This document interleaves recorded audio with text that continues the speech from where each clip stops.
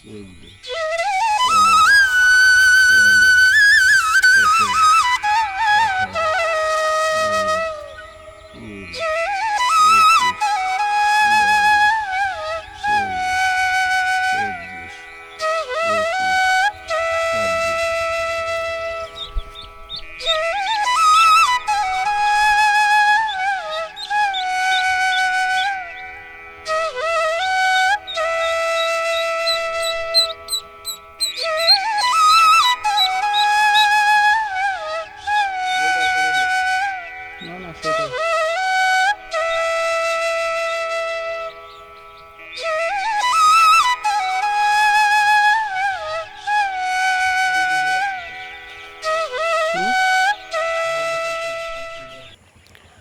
দর্শক, আসসালামু আলাইকুম।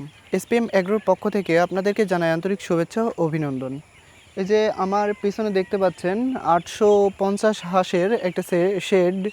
যদিও আমাদের এই শেডে 1000 হাঁস ধরতো, আমাদের কিছু হাঁস মানে প্রথমেই ব্রডিংয়েই আমাদের 150 হাঁস ব্রডিংয়ে মারা গেছে। তার কয়েকটি ভুলের কারণে সেই ভুলগুলো আজকে আমি একটা একটা করে আপনাদেরকে বোঝাই বলবো। আসলে আমাদের ব্রডিংয়ে যে 150 হাঁস মারা গেল সেগুলো কি কারণে মারা গেল আমি A to Z আপনাদেরকে এই ভিডিওতে বলার চেষ্টা করব, যাতে আপনাদের কোনো ধরনের পোলট্রি সেক্টর মানে হাঁস মুরগি বা এই ধরনের কোনো কিছু যাতে ব্রডিংয়ে এভাবে না মরে, সেই জন্যই আর কি আমার এই ভিডিওটা করা। তো অবশ্যই ভিডিওটা আপনারা কন্টিনিউ করবেন, তাহলে আমি বুঝাইতে পারবো যে আসলে আমার কেন ক্ষতিটা হয়েছে। তো প্রথমে আমাদের বাচ্চাটা নিয়ে আসা হয়। বাচ্চাটা নিয়ে আসার পরে আমরা লাইসোভিট দেওয়ার পরে মানে লাইসোভিট এবং মুড়ি ভুজো, যেটা মুড়ি পানিতে ভিজায়ে এদেরকে দিতে হয়, একটু নরম হয়ে যায়, ঠিক সেই অবস্থায় তারা কিন্তু মানে সে পর্যন্ত ভালো ছিল, কারণ এই মুড়ি ভুজু এটা দেওয়ার পরে তারা কিন্তু অনেক অ্যাক্টিভ ছিল এবং খাচ্ছিল। পরবর্তীতে আমরা ফিড নিয়ে আসি, মানে যে জিরো বাচ্চার যে ব্রয়লার স্টার্টার ফিডটা, সেটা আমরা নিই। অবশ্যই একটু কোম্পানি নর্মাল বলতে কি নর্মাল বলবো না, প্রত্যেকটা কোম্পানি ভালো, কেন যে এরকম হলো আমি জানি না। পরে আমরা কোম্পানির ব্রয়লার স্টার্টার যে খাবারটা আছে সেটা আমরা নিয়ে আসি, আর সেটা নিয়ে আসার পরেই আমাদের হয় বিপত্তি। সেই খাবারটা মোটেই এরা মুখ দেয় না, এবং মুখ দেয় না বলতে কি কিছু, যেহেতু জিরো বাচ্চা তারা এখনও তো খাবার খেতেই শিখিনি। আমরা মনে করতেছি হয়তো মানে হাঁসের কোনো সমস্যা যার কারণে খেতে চাচ্ছে না, হয়তো আমরা মানে বুঝতে পারিনি বিষয়টা। তো পরবর্তীতে ওই তীরের খাবারটা ফিডটা এদেরকে দেওয়া হয় অন্তত 2 দিন। তো 2 দিনে আমরা 2 কেজিও খাওয়াইতে পারি নাই পুরো 1000 হাঁসকে।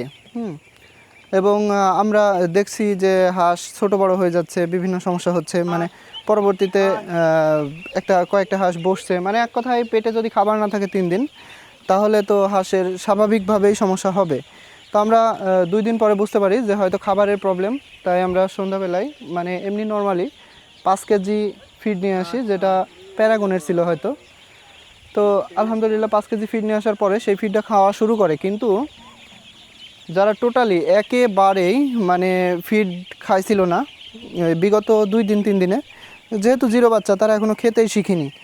পরে আমি বিভিন্ন প্রকারের অ্যান্টিবায়োটিকগুলো এদেরকে দেওয়ার চেষ্টা করি, এবং অ্যান্টিবায়োটিক দেওয়ার পরে এদের যে গ্রোথ, আর সেই অবস্থাতে 2-3টা বাচ্চা মরা শুরু হয়ে যায় যখন আমরা ফিড চেঞ্জ করি। আর ফিড চেঞ্জ করার পরে সেই ফিডটা আমরা নিয়ে এসে এদের যখন দিই, তখন আলহামদুলিল্লাহ ইমপ্রুভডের দিকে, মানে এবার খাওয়া ধরছে। সেটা হচ্ছে 3 থেকে 4 দিন পরে। যখন 3 থেকে 4 দিনের ভিতরে অনেক বাচ্চা অসুস্থ, তারা আর খাবারটা মুখেই নিতে পারেনি।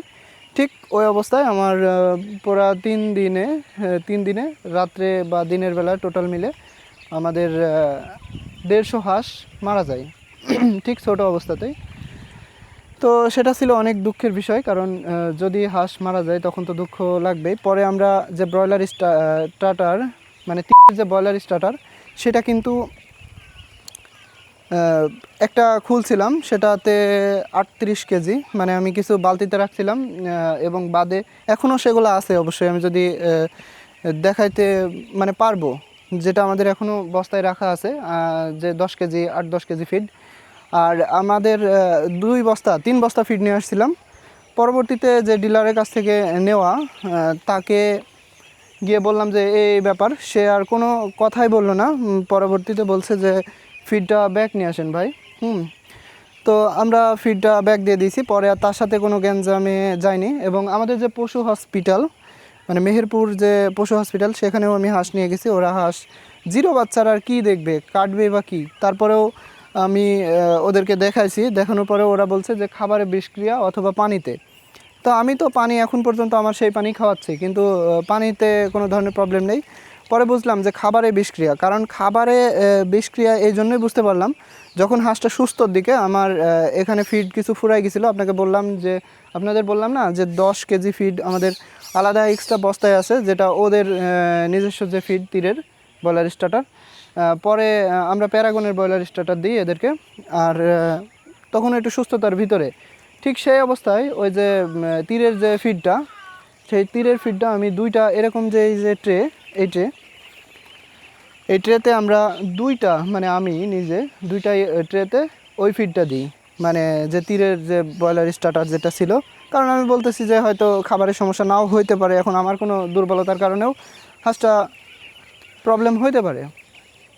তো যখন ওই দুইটাই দিলাম তখন সব কিন্তু তারা ঠিক এভাবেই খেয়ে ফেলছে। এই যে আমি যদি আপনাদের দেখাই, এভাবেই কিন্তু ক্লিয়ার খেয়ে ফেলছে। আর যে প্যারাগনের যে তীরের যে দুইটাই ফিড দেওয়া ছিল ব্রয়লার স্টার্টার, সেটাতে দুইটাই কিন্তু পড়ে আছে, মানে ওই দুইটা খায়নি। তাহলে বোঝেন যে এটা তো একটা সামান্য একটা প্রাণী, তারও কিন্তু মুখের স্বাদ আছে, বা সেও বুঝতে পারে যে কোনটা ভালো আর কোনটা খারাপ। তো সে দুইটাতে খায়নি এবং বাকি সবটাই এরকমভাবে ক্লিয়ারলি খেয়ে নিছে। তো আমি তখনই বুঝলাম যে না, আমাদের এই ফিডটাতে প্রপারলি সমস্যা ছিল। এখন জানি না, তীর তো অনেক বড় কোম্পানি, হয়তো তাদের নির্দিষ্ট কিছু বস্তা বা কিছু ইয়েতে এই ধরনের প্রবলেমটা হয়েছিল। বস্তাতে যদিও ডেট ছিল, ডেটে কোনো সমস্যা ছিল না, তবুও কিন্তু এই ধরনের সমস্যাটা আমি ফেস করছি। তারা যদিও বড় কোম্পানি, এগুলো একটু বেশি কেয়ারফুলি দেখলে আমার মনে হয় যে ভালো হবে। কারণ যে দোকান থেকে নিয়েছিলাম তাকে যখন এই কথাটা বললাম, সে কিন্তু খোলা বস্তাটাও ব্যাক নিয়েছে। সে একটাবারও কোনো প্রতিবাদ করেনি, যেহেতু এরকমভাবে সমস্যা হয়ে গেছে। তো একটা খামারির 150 বাচ্চা, মানে একটা স্বপ্ন থাকে যে প্রথমে যদি 150 বাচ্চা এভাবে কেটে যায় বা মারা যায়, তখন কিন্তু একটা খামারির অবস্থা খুব একটা ভালো থাকে না, যেটা আমাদের হয়েছিল। তারপরেও ইনশাল্লাহ আমরা ঘুরে দাঁড়াইছি। এখন আপাতত সব বাচ্চাগুলাই সুস্থ এবং অনেক অ্যাক্টিভ। এখন আমাদের 1000 বাচ্চার ভিতরে 850 আছে, আর 150 ওখানেই আমাদের মারা যায়। তো অবশ্যই আপনাদেরকে বলবো যে স্টার্টার বলেন আর যে কোনো ফিড বলেন, ফিডটা নেওয়ার সময় একটু যাচাই বাছাই করে নেবেন। কারণ কয়েকটি বিষয় আছে যেখানে আপনি যাচাই বাছাই করে নিলে সবচাইতে বেশি বেনিফিট পাবেন। তার ভিতরে একটি বিষয় হচ্ছে, যেখানে রেগুলারলি ফিড মানুষে নেয়, মানে এক কথায় যেখানে প্রচুর পরিমাণে বিক্রি হয়, সেল হয়, ঠিক আপনারা সেই দোকান থেকে বা সেই ডিলারের কাছ থেকে নেওয়ার চেষ্টা করবেন। তাহলে হবে কি, ওই ফিডটা কোনো ধরনের প্রবলেম হওয়ার কোনো সম্ভাবনা থাকবে না আশা করি। আর ফিডটা নিয়ে আসার পরে আপনারা দেখবেন যে স্বাভাবিকের তুলনায় আপনার যে বাচ্চা বা যে বড় মুরগি যেটা আছে, সেটা স্বাভাবিকের তুলনায় কি কম খাচ্ছে না বেশি খাচ্ছে। যদি আপনি একই সেম কোম্পানির নিয়ে আসেন, তারপরেও কিন্তু 2-1টা বস্তাতে সমস্যা থাকতে পারে। সেই সমস্যার কারণে দেখা যাচ্ছে বাচ্চায় খেতে চাচ্ছে না বা কোনো ধরনের সমস্যা হচ্ছে। তো আপনারা জোর করে আর সেটা খাওয়াবেন না। আমি যেটা বলবো, কারণ আমার জোর করে খাওয়ানোর জন্যই কিন্তু এই সমস্যাগুলো হয়েছে।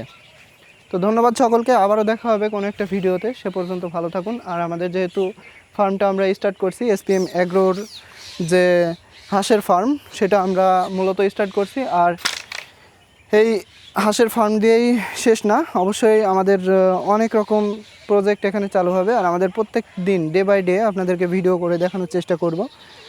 তো আপনারা অবশ্যই ভালো থাকবেন আর আমাদের চ্যানেলটি সাবস্ক্রাইব করবেন নতুন নতুন ভিডিওগুলো পেতে। ধন্যবাদ সকলকে, আবারও দেখা হবে কোনো একটা ভিডিওতে। সে পর্যন্ত ভালো থাকুন। আসসালামু আলাইকুম। অবশ্যই আমাদের জন্য দোয়া করবেন।